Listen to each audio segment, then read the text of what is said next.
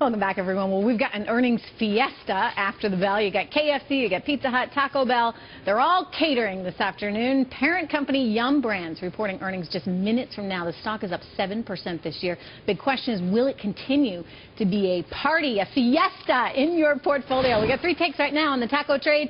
The three versus Trish. Jack Russo is watching the fundamentals for us. Bill Maloney has his eye on the charts, and Larry Schover is here with the options trade. I'm kicking it off with Jack today, who says this is a solid brand, but not such a solid valuation. Explain what you mean. Well, the stock has had a real good move here in the last 3 or 4 months. Restaurant stocks have done pretty well, especially the fast food chains. Yum is very well positioned longer term, especially in emerging markets like China. Their U.S. business has been soft, but really that's a source of cash flow that they then employ in international markets. Too expensive for you right now? Good story. Good story long term, just the stock looks a little full at this point. Okay, so too expensive for you right now. You wouldn't be jumping in to buy. Yeah, that's right, Trish. Okay. Bill Maloney, you actually say there's a bullish trend out there that you're seeing within the charts. Describe what you mean by that. Stock clearly has had a great run since its 1997 IPO. And the uptrend since the March 2009 lows, that's intact around 52 or so. It had a double bottom in August and October. And the uptrend from the October lows, that's intact around 59, which is also the 50-day moving average. So I think traders and investors will be positive on the stock and any pullbacks up to that 50-day moving average at around 59. Larry, are you buying into the bullish sentiment we're seeing in the charts?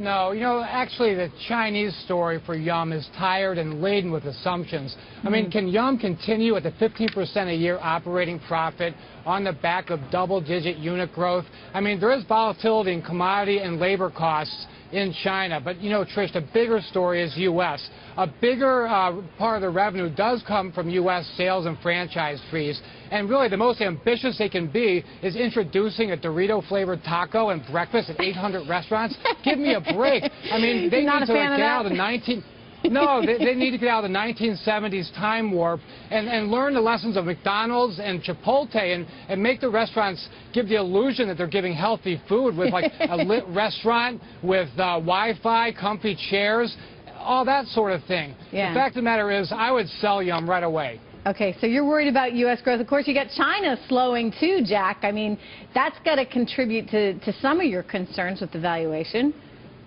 Well, I agree with the earlier comments. Their U.S. division and business has been a mess, and it does seem odd to us that the KFC brand could be so strong in China and be so weak in the U.S., and they're going to have to try to work to repair that. China's growth is slowing, but still some pretty good numbers on an absolute basis, Trish. So still the envy, I think, of most international markets. Well, you say the valuation is a little skeptical in your eyes right now in the near term. You do like this as a longer-term play. But when you listen to Larry talk, he makes some really good points. Why would people be in this for the long haul?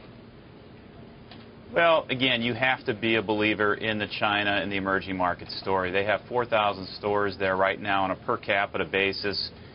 Even if you exclude a lot of lower-income consumers in the country of China, there's opportunities to build stores for many, many years to come. Larry, how are you playing it in the options? Okay, sorry to interrupt you.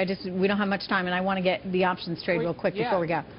Larry? Trish, the options tell a great story. Options are very bearish right now. Skew is very high for 30 days, which means out-of-the-money puts are relatively high compared to out-of-the-money calls. So what I would suggest, March 60 puts right now, you can buy them for about $1 a share. So your break-even is a little bit below 59. You would enjoy a 1-to-1 profit with the stock if the stock goes below $59. I would not touch February right now. The skew is way too high. Bill, the charts to you are suggesting something very, very different. The charts are saying this is a bullish sign, and this is a company you want to be in?